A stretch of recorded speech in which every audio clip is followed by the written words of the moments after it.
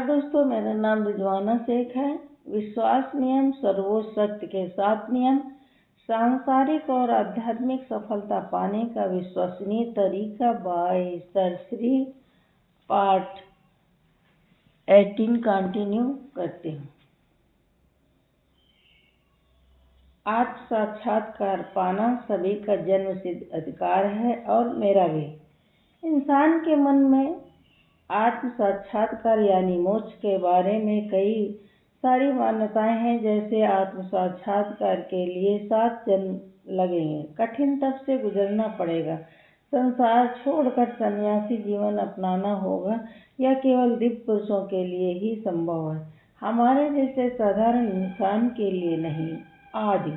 इन गलत धारणाओं के कारण आत्म साक्षात्कार लोगों के लिए एक दुर्लभ बात बन चुकी है। जैसा कि आपने अब तक जाना, जिसका जैसा विश्वास होता है उसे वैसा ही परिणाम मिलता है। असल में आत्म साक्षात्कार पाना इंसान के जीवन की उच्चतम उपलब्धि है, और यह तब हो सकती है जब ईश्वर पर उसका विश्वास हो। ईश्वर ने पेड़ पौधे, कई प्रकार के पशु पक्षी जीव बनाए, मगर इन सभी में केवल इंसान को ही सोच शक्ति का वरदान मिला है, ताकि वह मनन द्वारा अपने मूल स्वरूप को याद कर पाए। आज के युग में कई लोग सोच शक्ति का इस्तेमाल केवल पैसा कमाने के लिए, नित्य नया आविष्कार करने के लिए, तो कुछ मानवजात की भलाई के लिए कर रहे हैं। ऐसे बहुत ही कम लोग हैं जो सांसारिक जगत के पार जाकर मैं कौन हूँ जानने का प्रयास करते हैं, वरना यह सवाल बहुतों के मन को छूता तक नहीं है।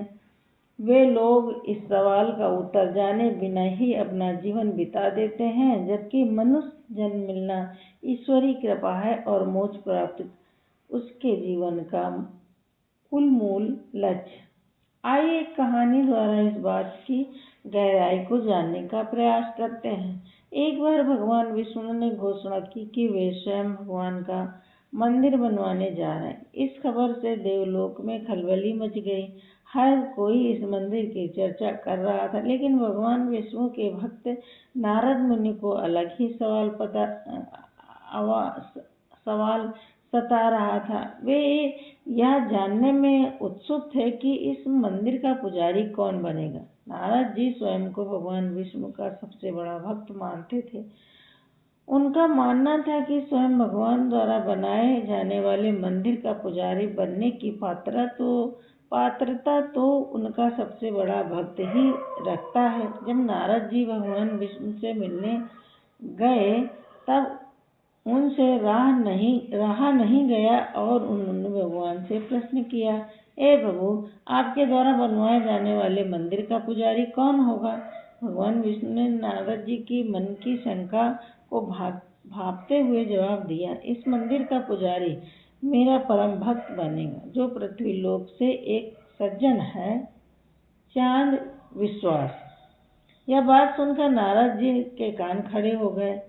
उन्हें भगवान की बातों पर यकीन नहीं हो रहा था। अब उनके मन में चांद विश्वास से मिलने की प्रबल इच्छा जगी और भगवान विष्णु से आज्ञा लेकर वे उससे मिलने पृथ्वी लोक जा पहुँचे। जब नारद जी पृथ्वी लोक पहुँचे, तब उन्होंने देखा कि चांद विश्वास एक साधारण सा लकड़हारा था, जो भेड़ बकरियां भी संभालता था।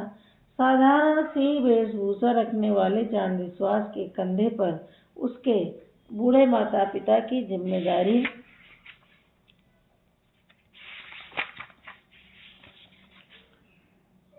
थी। नारद जी चांद विश्वास की दिनचर्या का निरीक्षण कर रहे थे। वे देखना चाहते थे कि चांद विश्वास दिन में कब और कितनी बार भगवान का नाम लेता है। जब वे उसका पीछा कर रहे थे, तो उन्होंने देखा कि वह जंगल से लकड़ियां काट कर घर लौटा, मगर पूरे समय में उसने एक बार भी भगवान का नाम नहीं लिया। नारद जी को लगा कि शायद घर पहुंचकर खाना खाने से पहले चांद विश्वास भगवान का नाम स्मरण करेगा, लेकिन ऐसा कुछ भी नहीं हुआ। अब नारद जी को लगा कि शायद सोने से पहले नाम स्मरण करेगा, लेकिन नारद जी की इस उम्मीद पर भी पानी फिर गया। चांदविश्वास के सोने के पश्चात नारद जी को लगा कि अब वह जरूर आधी रात में उठकर भगवान का नाम लेगा, लेकिन चांदविश्वास इतनी गहरी नींद में था कि उसने करवट तक नहीं बदली। 2 दिन लगातार चांदविश्वास की हर एक क्रिया का निरीक्षण करने के पश्चात नारद जी उलझन में पड़ गए, क्योंकि चांदविश्वास भगवान के नाम का जाप ही नहीं करता था। उन्हें आश्चर्य हुआ कि ऐसा कैसा भक्त है जो भगवान का नाम तक नहीं लेता। उन्हें लगा कि वे शायद किसी दूसरे इंसान का निरीक्षण कर रहे हैं, लेकिन पूछताछ करने में पता चला कि वही चांदविश्वास है। उन्हें समझ में नहीं आ रहा था कि इसे भगवान का परम भक्त क्यों माना जा रहा है। अंततः उन्होंने चांदविश्वास से बातचीत करने का निर्णय लिया और उससे जाकर पूछा, क्या तुम चांदविश्वास हो?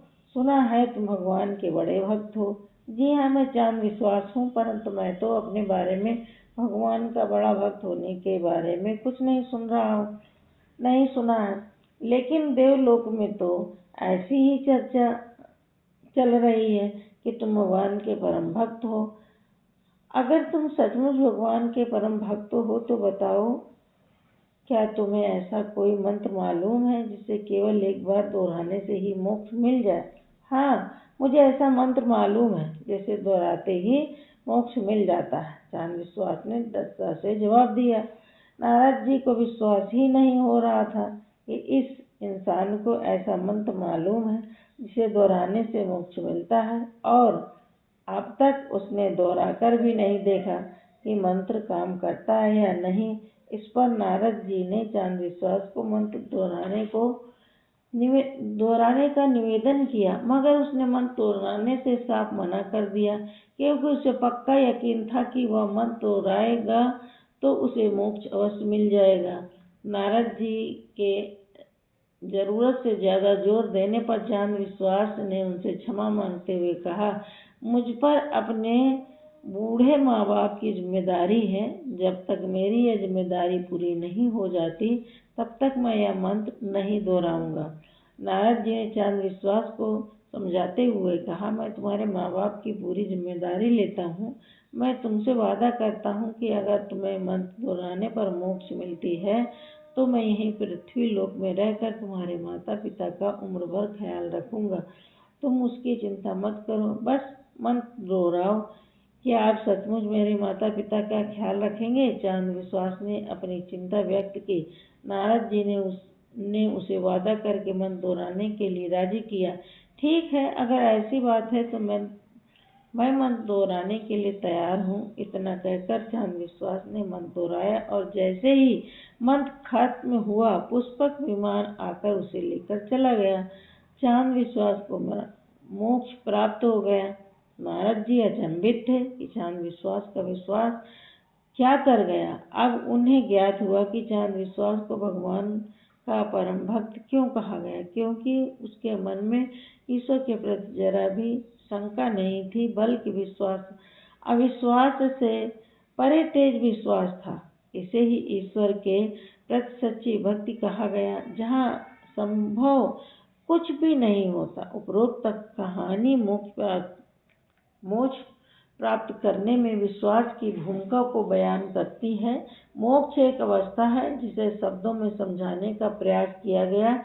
इससे कोई यह न समझ ले कि पुष्पक विमान का आकर ले जाना यानी मोक्ष है।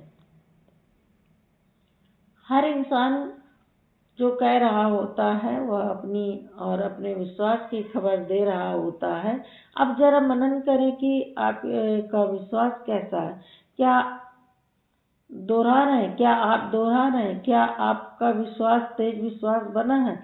यदि आप कह रहे हैं कि आत्मस्वरूप पाना सभी का जन्म सिद्ध अधिकार है और मेरा भी, तो मुबारक हो, ऐसा ही होगा। आपका यही तेज विश्वास आपकी आध्यात्मिक यात्रा के लिए निमित्त बनेगा और आपको इसी जीवन में मोक्ष प्राप्त होगी। धन्यवाद।